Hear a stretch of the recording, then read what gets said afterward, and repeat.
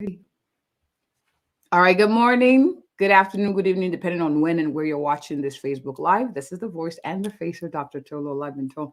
I'm the CEO, co-founder of Livingspring Family Medical Center here in the bubbling city of Mansfield, Texas, where we help our patients live long and well because we believe the quality of life is just as important as the quantity of life.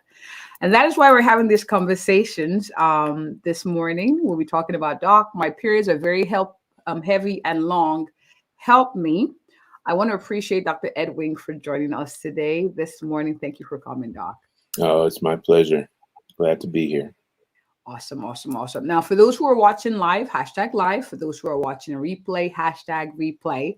And Doc, for the sake of our viewers, I know who you are. I've chatted with you. I see your work. I like what you do. But kindly introduce yourself. Who are you and what do you do? Sure. My name is Dr. Ed Wing, and I am a OBGYN physician in a place called Suffolk, Virginia. Now, most people don't know where Suffolk, Virginia is, but it is very close to Virginia Beach. Most people know Virginia Beach. We're kind of a couple of cities over from Virginia Beach. And I have a practice that is general OBGYN. So we deliver babies and we also take care of women's health issues. But we have a special clinic at our office called the Heavy Bleeding Clinic. And it specializes in helping women who have heavy bleeding problems to find an effective treatment and get their life back. And so hopefully we'll talk about some of that today. I'm looking forward to it. Yes, we are. I like what you do. I've seen clients whose quality of life dramatically improved when that was controlled, because blood is life. So I like what you do. Thank you for what you do. Now, that being said, why do you do what you do? Why did you choose to go into OB-GYN? I'm curious. Go into OB-GYN. So that's an interesting story, because if I was to go back in time to my first 2 years of medical school, if you had asked me what I was interested in going into, I would have said, I'm not sure yet, but I know I'm not going into OBGYN or peds. Wow. But what happened was when third year came around and I did my rotation through that, I actually wanted to be a surgeon. And when third year came around and we did our rotations through the various specialties, I did my OBGYN rotation first. And I really enjoyed it. I worked in a very busy place. And so just because it was so busy, there were a couple of times that I, as a medical student, got to deliver babies. And it was just really great. And then I did my surgery rotation and I was completely miserable. And I said, no, I can't do this for the rest of my life. And the rest is history. Wow. Well, I'm glad you settled on this. It's obvious, at least in watching your posts and having conversations with you, that you're passionate about what you do. Now, my first question to you is this, and this is something I tend to encounter with clients who come in and then I'm like, oh, are your periods heavy? And they're like, I don't know. I mean, it's the same I've had. But how does one know when they're bleeding too much? I think that is the question, because what happens is that for the most part, people don't really talk about their periods.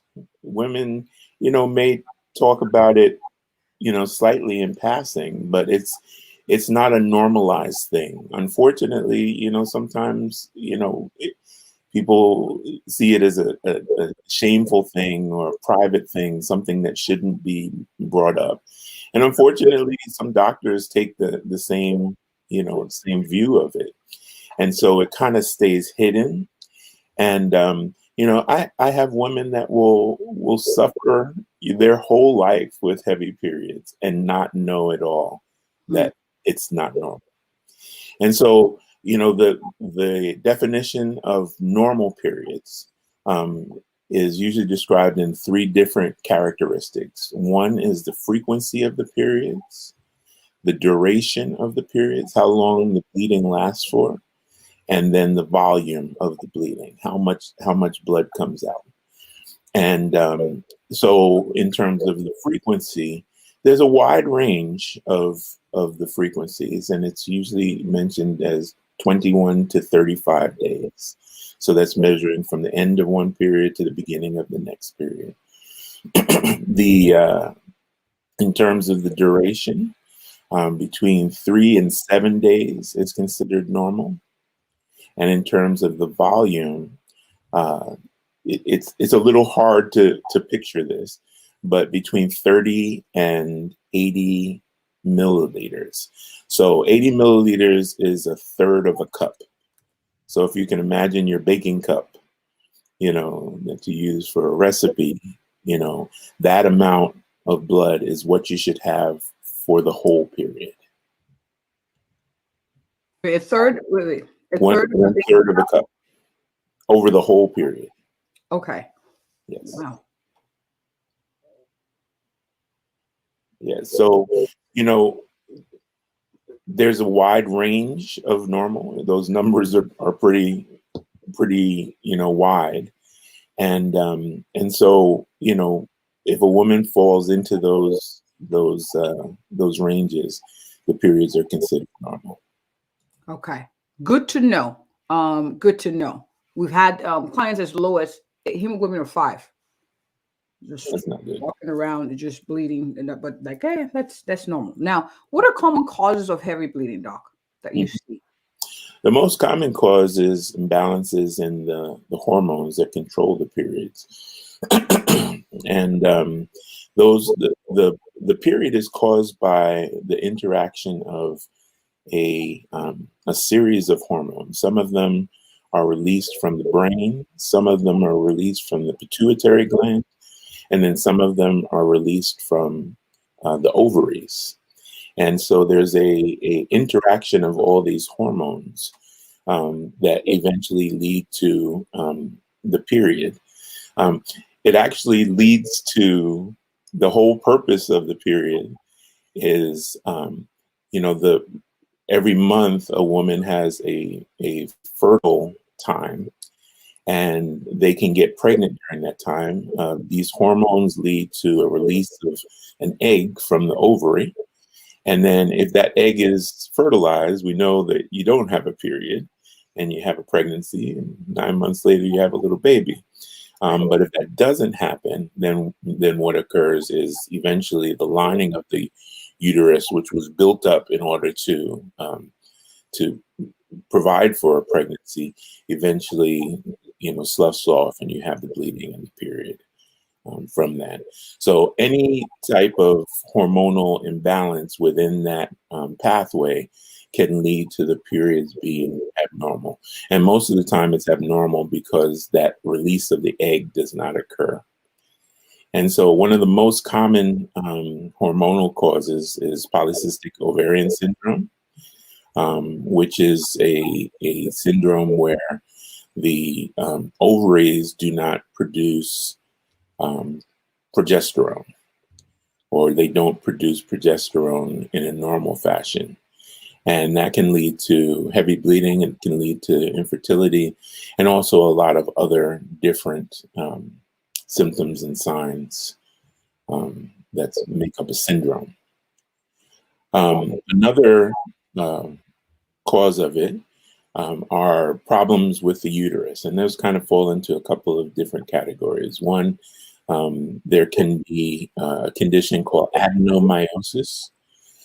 People know the term endometriosis probably more commonly, but endometriosis and adenomyosis is where you have cells from the lining of the uterus which are in the wrong place.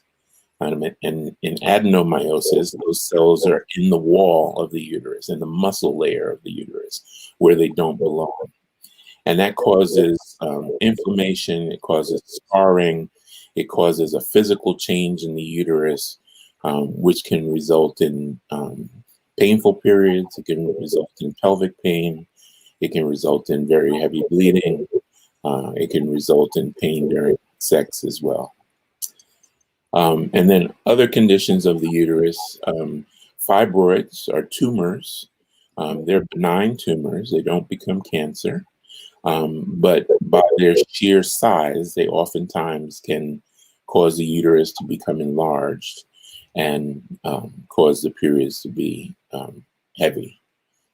There are also tumors of the lining of the uterus called polyps, which can affect the periods as well, sometimes making them very prolonged or also predictable, as well as making them heavy.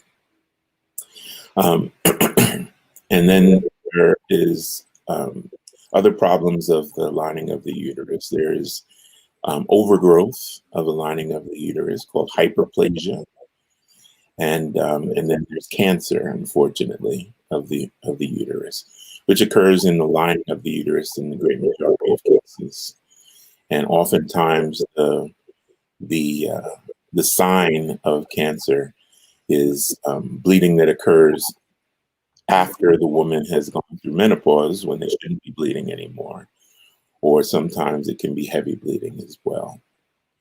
And then there are a whole bunch of medications that can cause heavy periods. The most common one are the anticoagulants or blood thinners, which are a very common cause of that. Wow. Thank you for explaining that this morning. So depending on the patient's medical history, there are different things that can lend to the cause of the bleeding. Now, generally speaking, for someone who's watching, who's like, okay, are there things I could do to minimize how much I bleed? Is there anything I could do to just save as much blood as possible? What would you say to that? So I think if the woman uses that standard of a normal period, and they find that their periods are not normal, before they even try to do things, I would tell them to seek care from a gynecologist. And oftentimes the abnormalities that I mentioned are kind of subtle, that you wouldn't be able to feel them, you wouldn't be able to see them, but a workup done in the office can find out what's causing it, and then come to a treatment that's appropriate for you. But in terms of things just in general living and general health that can do that, one of the things that's associated with polycystic ovarian syndrome is obesity and overweight. And one of the treatments for polycystic ovarian syndrome is to have the patient actually work on losing weight and increasing exercise. There's also a correlation between diabetes and polycystic ovarian syndrome. And so some of the different things that can be done to prevent diabetes would be things that could help prevent the heavy bleeding as well. So I recommend that to most of my patients, but especially to those who have heavy bleeding. So it's important to, one, see your doctor to discuss what could potentially be causing it. From a preventive standpoint, it all depends on what's causing it. But generally speaking, maintaining a healthy diet, exercise, generally speaking, would be good. And I wanted to reemphasize, the definition that you had before. It's amazing how many people would fall into heavy bleeding based on the definition, frequency, duration, and volume. So this has been very, very enlightening. So for someone who's watching this, doc, and she's saying, oh my goodness, it looks like I've been heavy bleeding for a while. Why should I care? It's normal to me. I don't think I need to see a doctor because I've lived with this for a while. What would you say to that woman who's watching?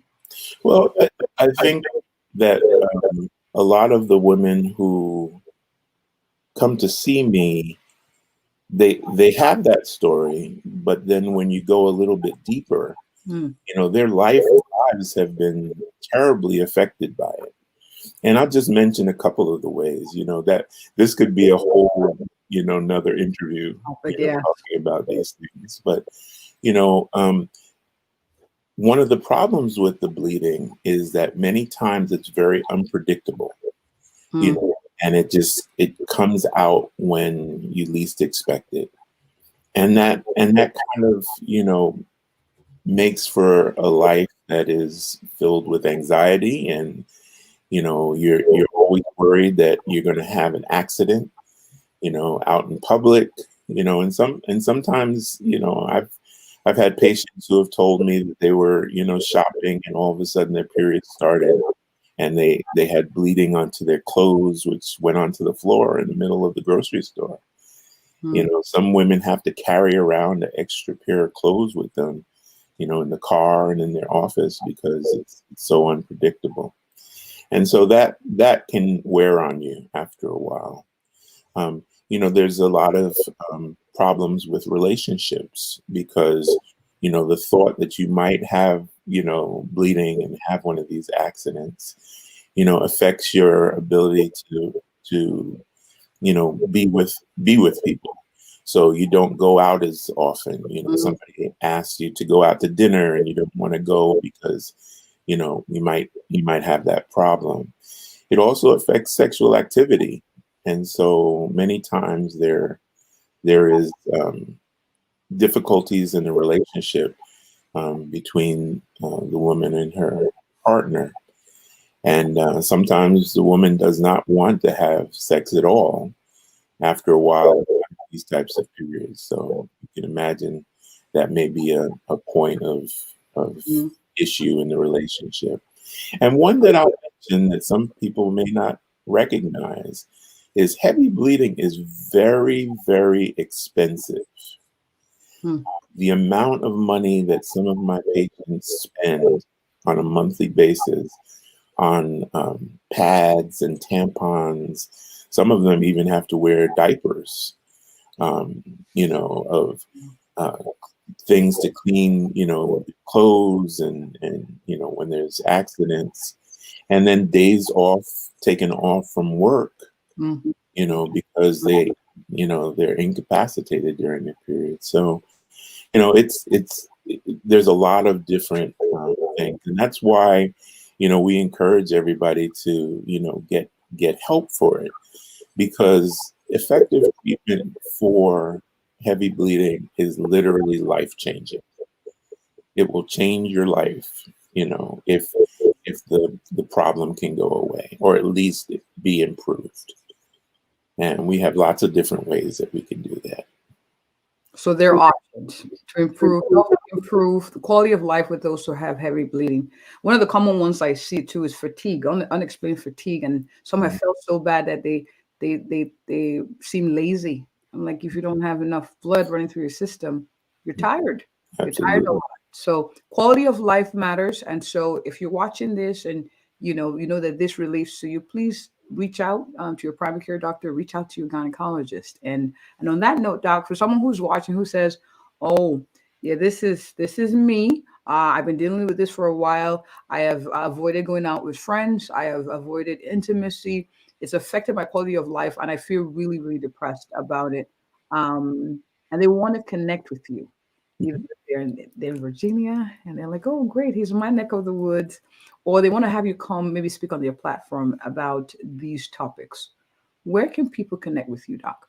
Sure. So the best place is through our website, which is lifetimewomenshealth.net. Now that's women's, WOMENS, health.net. And that there are links there that you can ask a question or leave a comment. It's under the appointment section. Actually, it's on the homepage as well. And we have an email address, info@lifetimewomenshealth.net. Those would probably be the best places.